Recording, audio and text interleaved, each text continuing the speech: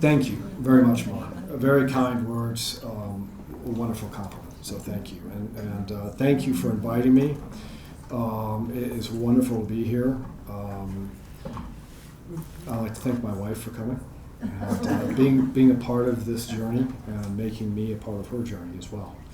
And we love coming to Tucson. It's such a welcoming, inspirational town, and we really, really enjoy being here. And so it's a great compliment to be invited here. So thank you.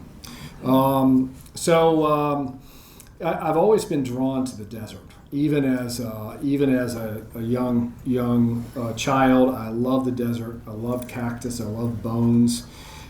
Things that really spoke to me like that. And so I've got a slideshow that Angela put together, and we'll start off with some of the work that's from my past, and it'll tell the story of how we got to this place.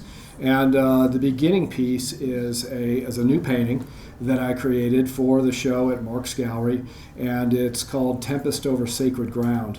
And it's the first one. The tornado is a reoccurring motif and metaphor in some of my work. And I grew up in the Midwest. In Ohio, specifically, we lived with tornadoes every spring and summer. And but I wanted to take that subject and create something that wasn't just a devastating event. It was more optimistic, and because to me it symbolizes change in your life, and how we're all going to go through things that are good or bad, and sometimes they seem bad, and in the end they turn out to be the best thing that ever happened to you. But that's the tornado, and so I place it as a narrative in different paintings to tell a story. And which is something I like to do with my work. And Chuck touched on, and by the way, thank you, Chuck, for the words. Very kind of you, and very observant. As I learned more and more about, let me begin by saying I was born in Wisconsin, in Madison, Wisconsin, in 1963. So, any Wisconsin people? All right, cool. That's fewer than I thought. All right. And we moved almost immediately to Alabama and then Louisiana for my dad's job. And during that time, my parents, who were both had artistic tendencies, they noticed that I liked to draw, and I had a facility for that. And they nurtured that and helped me with it. And then by the time I was 8, it had me in some different painting classes. And I was always had a lot of interest in painting realistically, and so this next early influences. My parents were both antique dealers, and so they had an antique shop. After Louisiana, we moved to Ohio, Central Ohio, and they had an antique shop where they specifically dealt in early American, and sometimes they would have work by James Audubon.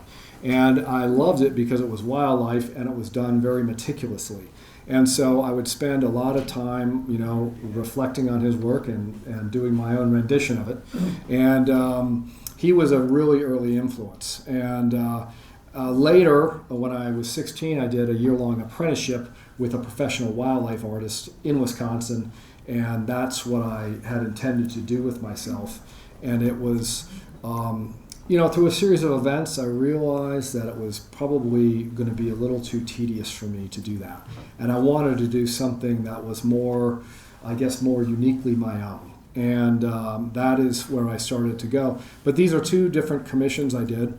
And one is a kestrel, and he's in Galisteo, New Mexico, and holding a prairie rattler. And it was a commission for a couple from Lexington, Kentucky, and then the other one was done for the Santa Fe Wine Festival, and of course it's a raven, which is a patron saint of wine, and that shows the backdrop of El Rancho de las Golondrinas. And so Audubon was a very early influence, and next would be George O'Keeffe. Being born in Wisconsin, my mother was from Wisconsin. Anything from Wisconsin is the best. And George O'Keeffe was from Sun Prairie, Wisconsin, and so she introduced me to a few artists, and this one of the ones was George O'Keeffe, and I liked Bones, and I think this really influenced my modern leanings at an early age, and so from there, I became interested in and really developed a strong interest in the first 50 years of the 20th century for my sphere of influence. And there's about 30 different artists in there, but the periods of influence are really things like Cubism, Modernism, Surrealism, and Regionalism. And there's all this wonderful work that was being created at that time. And a lot of it was the WPA project and that kind of thing. And of course, Maynard Dixon is one of the folks from that time period. And so George O'Keeffe was an early influence, and I've always loved her work. And in 1997, made it out to Santa Fe to go to the museum there right after it opened. So I always loved her work. And Andrew Wyeth and the Wyeth family, including NC, was also very influential to my work. And one of my favorite paintings, of course, is Wind from the Sea. And he used a lot of different narratives. And one thing that people talked about with him is that he painted so realistically. But he really didn't paint, according to him, he didn't really paint realistically at all. And his work was much more invented than it was done from a realistic standpoint, and that always affected my thinking, because for years I was very interested in making things look the way they actually are, and the more I did that, the more I became tired of it, and the more I became interested in creating my own world, so to speak. And I wanted to create something that people would know it was mine from across the room. They wouldn't have to look for a signature. And so the painting is my signature, and the painting is, with every artist, is a self-portrait. And we're all painting our inner being. And it's been a really extraordinary process, getting to know a lot of artists, especially in Santa Fe. And when you see their work and you meet this artist, I mean, it's just uncanny how much this work will resemble who they are as a person. It's really quite extraordinary, I think. So the blowing curtain was always something that was really impactful to me. And that began at a really early age. We were living in Alabama, and I had gone to a stop with my mother, and we were parked in a parking lot, and across the street was a tenement building. I mean, it was old, it was very kind of decrepit, and out of one of the windows was this frayed curtain blowing, and I still remember it like it was yesterday. I mean, it was very impactful, but you could feel the emotion in it. And so that's always been a narrative I've carried through my work, and to me it just represents how we reflect on the past, and how you can really have these kind of wistful feelings about that, and how you can get caught up in it, and how that is an important aspect to everyone's life. And so that's what the blowing curtain really means. It's kind of, and of course here I'll use that's the blowing curtain. There we go, to use that.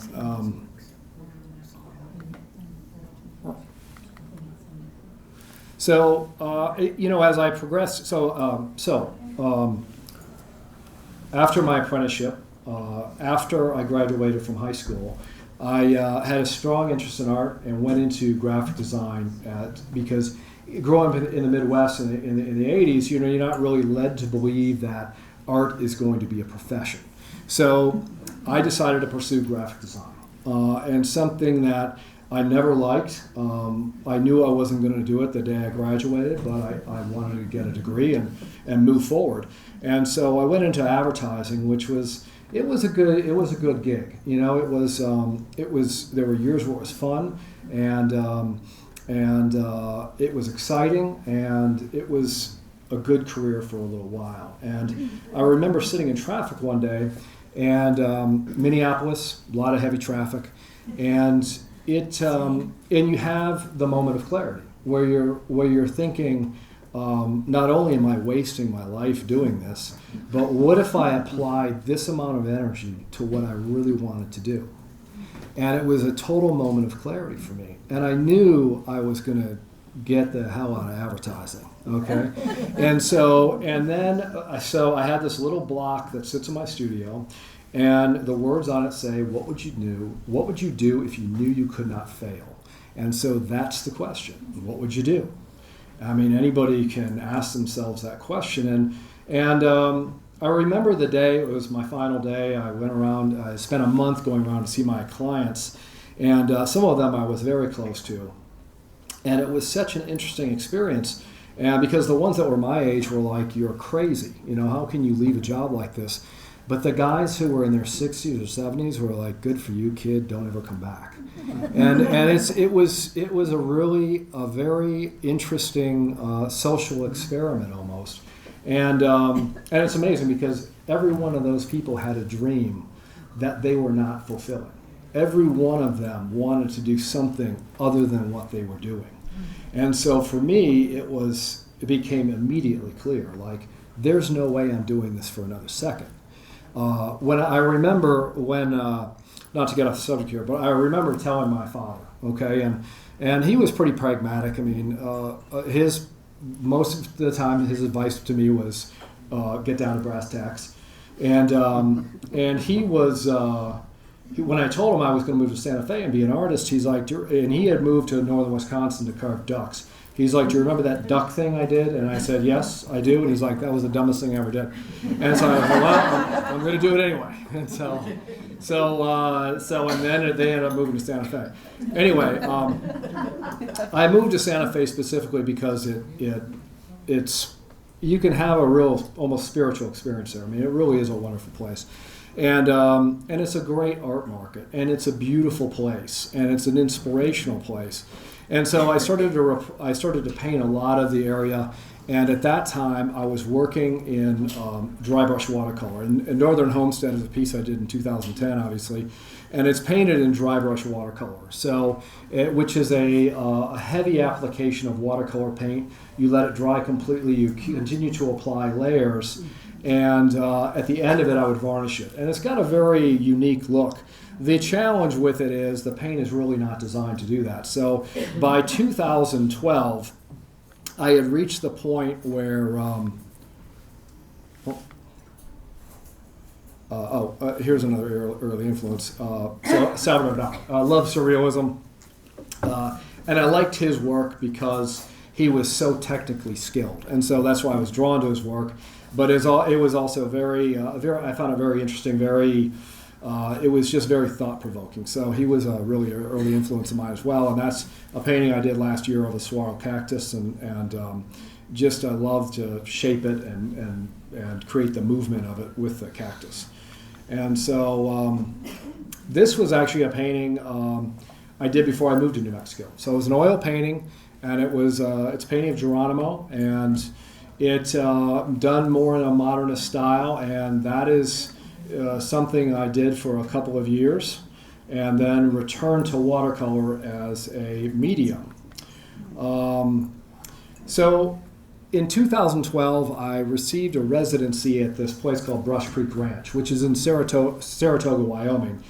And it was for a month. It's owned by a family in Chicago, amazing place, and they have an arts foundation. And I went there, and you go there with a specific purpose in mind. And my purpose was to recreate what I really wanted to do. And because I was doing these dry brush watercolor paintings, very realistic, and I found I was just tired from it. And I wanted to do something that was more exciting and more moving and more emotional, And so my whole purpose for going there was to create the work that I'm currently doing now, and begin to develop that work. And so and the more I did it, the more I realized how important having that emotional element in paintings are. To me, it's really the number one thing. You have to have mood, emotion, and then it's technique. And if you can speak to someone and capture them emotionally, I don't think they'll ever forget your painting, and they'll love living with it too. And for me, that's how I look at art. I mean, Angela and I, we collect a lot of art, and the pieces we buy, they speak to us, and we love having them as part of our family. You know, it's just such an important aspect. So I stayed there for a month and created 6 paintings, and they were the beginning of the work I'm doing now. And they were acrylic on panel, so I moved away from watercolor at that point. And I liked the way I was painting with watercolors. Really, it wasn't designed that way, so I wanted to find a medium that was. So acrylic turned out to be an excellent fit for what I do. And it was a move that was very exciting. Another thing I decided to do was stop working from photography and not worry about capturing every single nuance. Now, I will still have photographic references if it's a new subject or something, but by and large, the things that I paint are created from my imagination or my experiences or just from sketching. And once I was able to release that, the freedom was really incredible, because I was constantly doing this. You know, I was looking at my painting, looking at the photo, and did I capture it? Does it look like the photo? And that is, I think it's pretty common with a lot of the artists that I know and that I've studied with. And for me, it's like I wanted to free myself from that. And that turned out to be one of the best things I did for my career and my psyche. You know, it was such a wonderful experience then to paint, you know.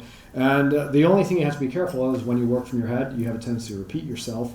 So I do lots of different layouts, and I get a lot of intervention from Angela on trying new things, and so which is great. I mean, we use each other as a sounding board, and she is also a fine artist, and so we like to go back and forth and advise each other and critique each other. And most of the time, it's great and extremely helpful. So, so that was Brush Creek Ranch, and it was a pivotal point. Really wonderful experience.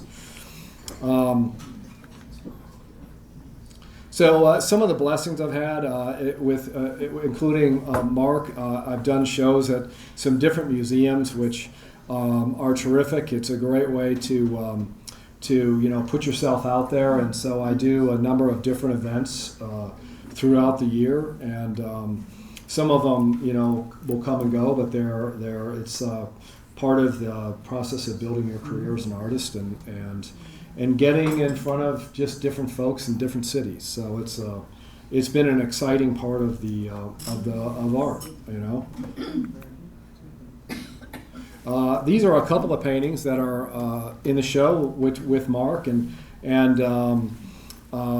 Steward of the Sacred Sky is a brand new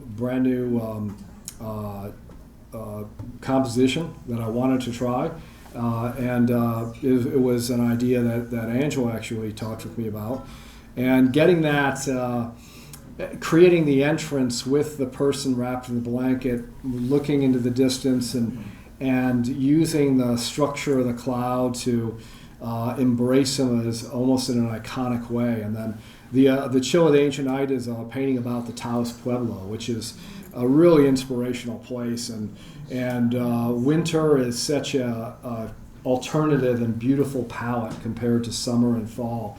So it's and painting the night sky and just the colors of New Mexico. In the evening, in the winter, is such a treat to be able to do that. I paint buffalo. It's one of there's a few wildlife subjects I like to address, and I like the buffalo. It has a very modern sentiment. And for example, in this painting, the javelina is the same thing. It just presents itself in almost like a piece of modern sculpture. And I love the silhouettes of them, so they make ideal subjects, and that's why I like to include them. And they represent a different area and a different, part of our culture, where the buffalo, I think, is such an important part of our culture and has such deep meaning, So, and this is, of course, is a white buffalo. So the first one I did was called Big Medicine, and and it was done for a show that I did with based in spirit animals, and so that is the buffalo painting.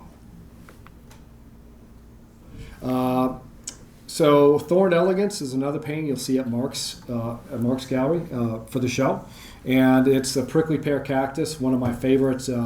One of my favorite subjects, that along with the saguaro. I love the sculptural qualities of it, and its silhouette and the shapes it takes and the colors it has, and then creating the world around it, and kind of embracing it in the clouds and using the monsoons, which, this is monsoons. I like to include them because water is always an issue, and for me, there's nothing more optimistic. So I use it as a symbol of optimism in the desert. The other one, Enchant and Return, is a painting I did of Taos.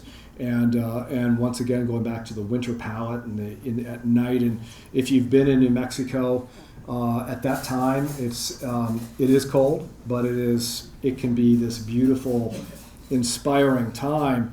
And the smell of no matter where you are in the world, if you smell that smell, it's the smell of pinyon burning, and it just can bring back so many memories in such a wonderful way. And so Chuck mentioned the white. So I'll use another metaphor is the smoke. It's kind of like to show that kind of that warmth, that by the hearth, that kind of thing. So I like to give the buildings. I used to paint abandoned structures, and as I moved on, I wanted to paint structures that had life in them. And I wanted to show that they had life on, with the windows lit and the smoke coming out of the chimney and that kind of thing, to show that there's life there and there's someone coming to pay a visit. And so those are a couple of more influences. This one was a piece that was sold at the Eiteljorg Museum, and it was really a reflection on one of my favorite artists, Maynard Dixon, and he would paint these monolithic structures of rock, and I've always been drawn to those. His work from the 30s and 40s are some of my favorite pieces of art ever.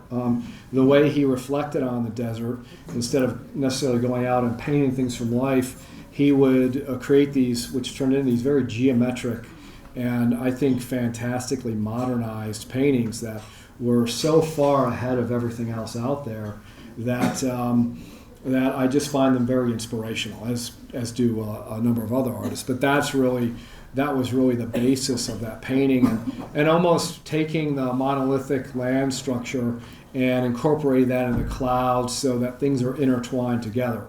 And then introducing a river, once again, water is optimism, water is life, and then being able to use that river to create this this cubist, prismatic, reflective service, which I want to make uniquely my own. I want that to paint a river just like myself, like no one else. And so I think that's what helps separate you from other artists. And I think it's important to do that in art.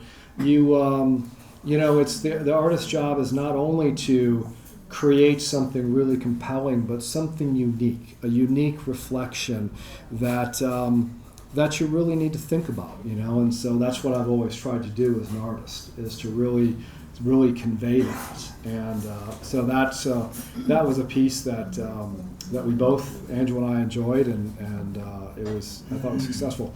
So part of the process is I sketch everything out, and some of why things take a while is because I'll draw them out 5 or 6 times. So I'll make a small sketch as a conceptual idea, and then I'll decide on it, and then I'll draw it out full size, and then part of my process is to transfer it by making a transfer out of tracing paper and put it on the panel. And so the great thing about that is I become really connected to the piece because I've drawn it so many times. And it helps kind of introduce the piece to me. I get excited about it. I understand during that process of where I want to take it and what I want to do. And so this is a drawing for a recent painting that was a commission piece. And so that's the drawing that was chosen for the piece. And then the painting, when it was finished, look like that. And so so it was a gradual evolution. And they have a house in Scottsdale, and they wanted to have all the things they love, and their house moved out in the desert, away from where it was, and have it surrounded with all the things that they love. And so that was the piece. And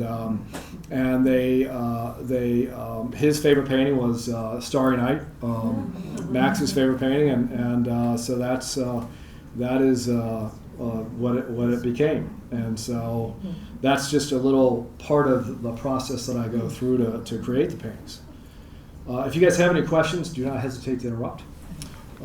Just so you know. Okay, so here's the best part of the presentation. So that was your ad, not mine. I cannot tell you how important it is to have a rock in your life as an artist, and of course Angela's my rock, and she comes to all my events and supports me and makes it fun and makes it meaningful, and it's I think every artist can relate to this, and if you have someone who really supports what you're doing, that can mean everything, and it helps you succeed on a level that you couldn't do without that person, truly. And so you want to stand up?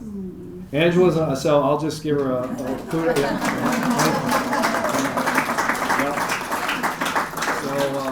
And we were talking this morning. I met Angela almost the exact same time I started working with Mark Sublett, and obviously it was a great turning point in my life.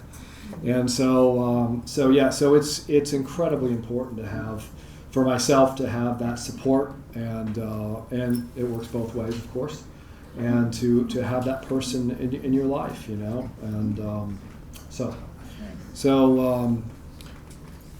that I believe. Oh, okay. So, that's the statement. What would you do if you knew you could not fail?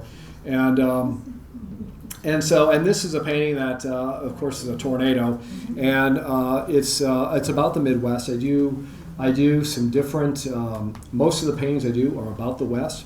About 20% of them are from the Midwest, because I came from the Midwest, and I still find it to be an inspirational area, and so I use the wheat stack. It's a metaphor on the old times, the way they used to, the way farming was done. And to me, it's such a symbolic thing when you see it. Once again, going back to, if you see a silhouette of it, and you've ever seen one in real life, you realize immediately what it is and what it means. And so it's always been a subject I like to work with, that and a small farmhouse. And I use a smaller house like that because I like to show on a scale like where we are as a species and where the world is around us, and how because we can sometimes be absorbed, and how important it is to reflect on the size of the world around us. And so that's really why I'll put the small houses in there sometimes, and of course the tornadoes in there, which symbolizes the change in your life. That's the metaphor. And so that was that's a painting I did recently, and it's a subject I really enjoy working with. That's it. Yes. Okay. The first is, where do you show in Santa Fe? And the second one is, your skies are so magnificent. Do you ever think about concentrating on just a sky? Huh. Well, Angela, you have something to say about that? I've asked for that for several years now. Yes. Thank you very much. That was not planned, right? We don't know one another. That will be discussed later tonight, I'm sure. So I show with Manitou Galleries in Santa Fe. Did anybody see Manitou. Manitou. Yeah, Okay. yeah, they're downtown. Did anybody see the sunrise this morning? Oh, Yeah. Fantastic. And so the skies, I paint, of course I love to put the sky in everything. And the structures of clouds and that kind of thing. I mean, it's such a big part of it, especially the West, The show you get, you mentioned the sun or the sunrise And when I see that, and that's why I put the sunset colors or sunrise colors in so many of my paintings, because it's such an event out here. And, last month, Angela's mom came to visit from Kentucky, and she would stand outside and look at the sunset because it's like, you got to be kidding me, And it's such an amazing gift that we can never forget about, And the skies are like that, It's great after a thunderstorm because it clears the air and almost puts a coat of varnish on everything, and it heightens all the colors, and it's such a and then you get this menagerie of shadow and light across the landscape. It's really phenomenal, very inspirational event. So yeah, I will be doing a sky. Yeah, thank you. I just want to make one comment. Yeah. I once had a chance to talk to Bill Toomey, who's a favorite artist of many of us here, and I asked him, I said, why doesn't he put saguaros in his paintings? And he says, they always look fake. And it seems to me that your saguaros are magical, and they look like they're graceful and they're alive, and it don't resemble a real planted saguaro, but it's a saguaro of the imagination in a way. Yeah, well, thank you very much. And when I started a new subject and I started painting saguaros a few years ago, I wanna make that subject mine. I want to make it my. Even there's other people painting, it's just like there's other people who paint tornadoes or javelinas. I want to make that my subject, and not to take it away from anybody else, but I want to give it a certain life that because I think they're just beautiful creations. And I think they're just gorgeous, and so I want to give it a human form, maybe, and kind of just modify it in a way that gives it movement and life, and rather than just kind of stick straight, because a lot of them are. They're like nobody else's. Yeah, thank you very much. Yeah, and really it's a subject I never get tired of painting. Mark and I have talked about this a number of times. It is a subject I absolutely love to paint and work with because its compositional structure offers so much for a painting. So I really enjoy it. So. Any other questions? Yes. Yeah. I'm surprised you haven't moved to Tucson since you love the saguaro. We've thought about it. We've thought about it. It's a great town. I mean, we love it here. It's got a lot to offer. So we've talked about that a lot. So yeah, a lot of great subject matter. We'll be in here next month. Hey, Jay. So they mentioned that you're a lovely white Banshee is a wonderful artist as well. Thank you. Oh, I know. Yeah, absolutely. Jay. And I'll continue with that. Angela shows with Jane, and she's also a modernist painter, and she does. So it's great because we can reflect and talk about art in modern terms, and we really enjoy that. And she does some really wonderful work, and she shows here in Tucson and Santa Fe and Jackson Hole. And if you get a chance, please go down to Jane's gallery and check out her work, because she does some great stuff. Next Really month. wonderful. Okay, sure. She has a show on February 6th, as a matter of fact. So we'll be back for that. So yeah. So Yeah, and 15. Horizon Fine Art. Okay. Yep. And then we'll be back for the 14th for the drawing show. We'll also be back for the 14th in February. Mark is hosting a drawing show, which is a group show. It looks fabulous. So I started one today. Yep. It'll actually be the 15th. 15th. Yeah, the 14th, I'm going to take all the artists out for dinner. Yeah, that's what I was focused That's on. what he's worried about. That's all I Yeah, know. I heard free dinner, and I'm like, cool. Any other questions? If not, Bill, thank you so much for joining It's my us pleasure. tonight. My pleasure. Thank you so much.